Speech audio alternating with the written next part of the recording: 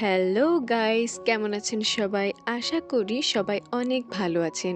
রিনি এক্সপ্লেইনসের আরেকটি নতুন ভিডিওতে আপনাদের সবাইকে স্বাগত জানাই। চলুন কথা না বাড়িয়ে আমরা মূল ভিডিওতে চলে যাই। এপিসোড 4 এর শুরুতে আমাদেরকে শ্রাইনের দৃশ্য দেখানো হয়। এখানে সঙা গয়নহুর সাথে হাত মেলানোর দৃশ্যটা এখনো ভুলতে পারেনি। সে তার ক্লায়েন্টের সাথেও সেই একই কথা বলতে থাকে। যেই ক্লায়েন্টই তার কাছে আসে না কেন, সে শুধু বলে হাত মেলালেই সমস্ত সমস্যা দূর হয়ে যাবে। অপরদিকে গয়নহু ব্যাপারটা ভুলতে পারেনি। সেও শুধু নিজের হাতকেই দেখছিল, যার কারণে সে শুধু ভুল নিশানা শুট করতে থাকে। এখানে দাদির মেমোরি হলে ইয়মহা নামের সেই অদ্ভুত মেয়েটি আসে এবং এসে সে শুধু হাসতে থাকে। এরপরে রাতে আমরা সঙা আর তার স্পিরিট মাদারকে সেই বাংলোর সামনে দেখতে পাই। বাংলোটি থেকে ভূতদেরকে তাড়ানোর জন্য এখানে স্পিরিট মাদার বাংলোর চারপাশে লাল মাটি ছড়িয়ে রাখে। সঙা তখন স্পিরিট মাদারকে বলে, আপনি অনেক ভালো শামান। তখন স্পিরিট মাদার বলে, আমি যদি ভালো শামানি হতাম তাহলে প্রথম চেষ্টাতেই এই বাংলো থেকে ভূতকে তাড়িয়ে দিতাম। সঙা বলে, আপনি এখনো হাল ছাড়েননি, এটাই আপনার প্রথম চেষ্টা। যেমন আমিও গয়নহুকে বাঁচানোর জন্য চেষ্টা করে যাচ্ছি। দেখুন, তার 21 দিনের মধ্যে 13 দিন পার হয়ে গেছে, আর মাত্র 8 দিন। এই 8 দিনের পরে গয়নহুর জীবন থেকে সমস্ত বিপদ আপদ দূর হয়ে যাবে। তখন স্পিরিট মাদার বলে, এরকম সিরিয়াস সিচুয়েশনেও তুমি গয়নহুর কথাই ভাবছো। এদিকে এই স্পটে ভিডিও শুট করার জন্য একটি ভ্লগার তার পার্টনারকে নিয়ে চলে আসে। তারা এখানে দরজা খুলে ভেতরে যাওয়ার চেষ্টা করলে স্পিরিট মাদার তাদেরকে আটকে নেয়। সে বলে, যদি তোমরা ভেতরে যাও তাহলে তোমরা আর বাইরে আসার মতো অবস্থায় থাকবে না। কিন্তু তারা ছিল নাছোড়বান্দা। তারা স্পিরিট মাদার আর সঙারও ভিডিও শুট করতে থাকে এবং তাদেরকে বলে, চলুন আমরা একসাথে ভেতরে যাই। এতে করে সঙা স্পিরিট মাদারের কোমর থেকে তলোয়ারটি বের করে তাদেরকে ভয় দেখাতে থাকে। লোকগুলো তখন তলোয়ারটিকে আসল মনে করে ভয় পেয়ে সেখান থেকে চলে যায়। কিন্তু সঙা আর স্পিরিট মাদার যখনই সেই বাংলো থেকে চলে যায়, তারপরে লোকগুলো আবার সেই বাংলোতে গিয়ে দরজা খুলে ভেতরে ঢুকে। তাদের মধ্যে একজন এখানে একটি আংটি খুঁজে পায়। আংটিটি হাতে নেওয়া মাত্রই তাকে একটি ভূত পোজেস করে ফেলে এবং বাংলো থেকে তাদের চিৎকারের আওয়াজ শোনা যায়। পরের দিন সকালে সঙা তাবিজের ব্যাপারে একটি নতুন অধ্যায় পড়ছিল।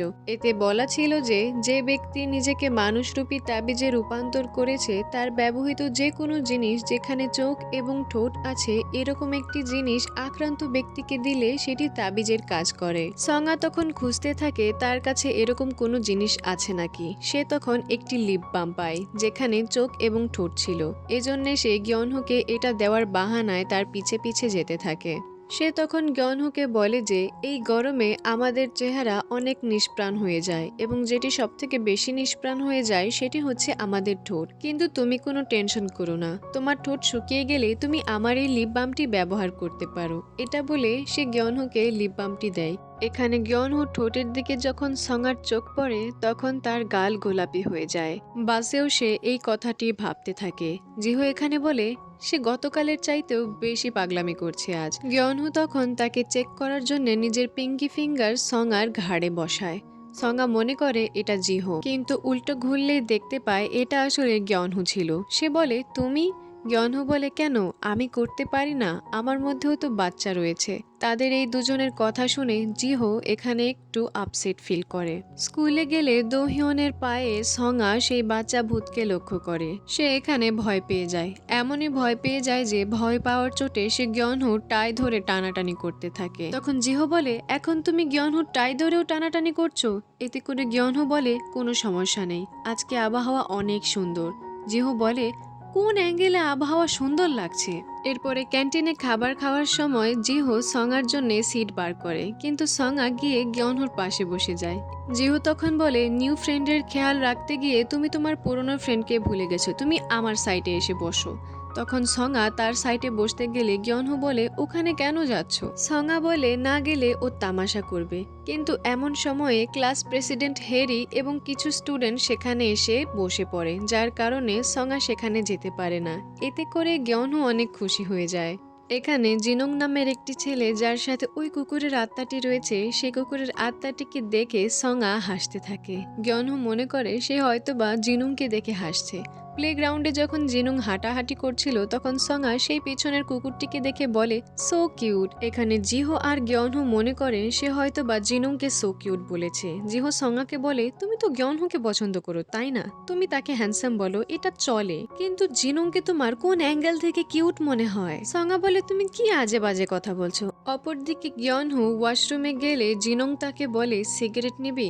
গ্যনহো তখন তাকে দেখতে থাকে এবং ভাবতে থাকে সঙার কোন অ্যাঙ্গেল থেকে এই ছেলেটাকে কিউট মনে হয় এবং সেখান থেকে চলে যায়।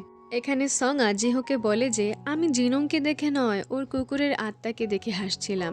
তার কুকুরটি অনেক জেন্টল, সে কখনো গ্যনহোকে বিরক্ত করে না। গ্যনহোর তো আসলে দোহিয়নের থেকে বিপদ রয়েছে, কেননা দোহিয়নের পায়ে একটি বাচ্চার আত্মা রয়েছে। তুমি কি খেয়াল করনি দোহিয়নের পাশে যেই থাকে তার কোনো না কোনো সমস্যা হতে থাকে?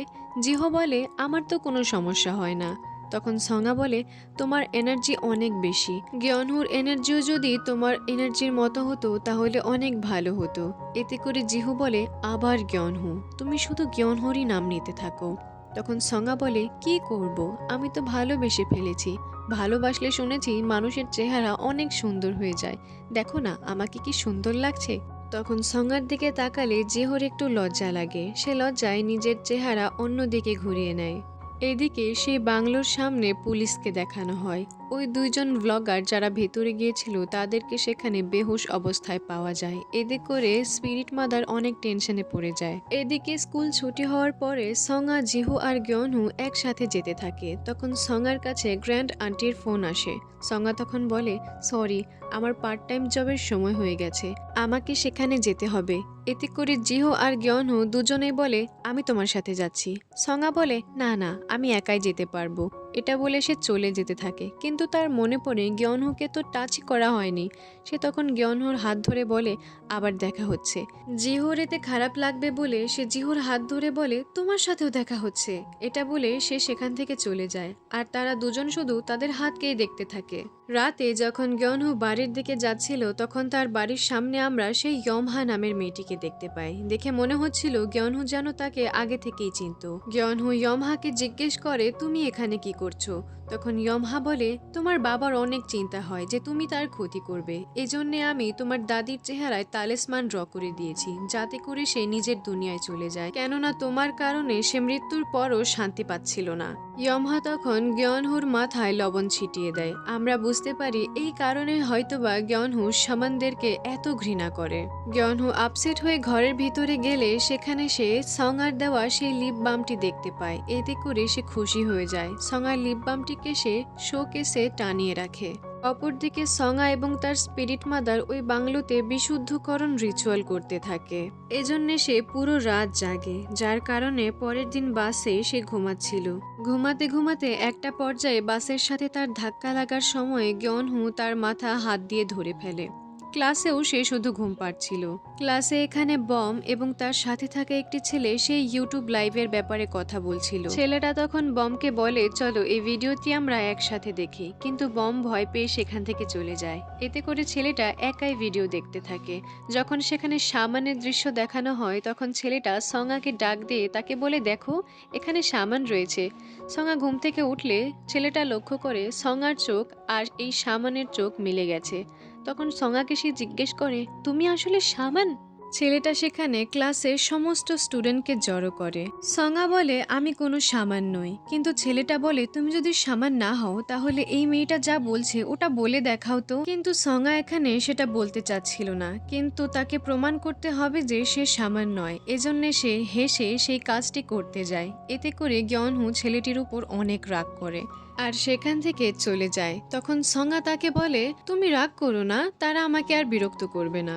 গ্যনহু বলে আমি তোমার উপরে রাগ করছিলাম, তুমি কেন হেসে সবকিছু উড়িয়ে দাও? তোমাকে পিকমি বলার টাইমেও তুমি হাসছিলে, আজকে তোমাকে সামান বলেছে তখনও তুমি হাসছিলে, তুমি কি বোঝাতে চাও? তুমি নিজের সাথে জুলুম করছো।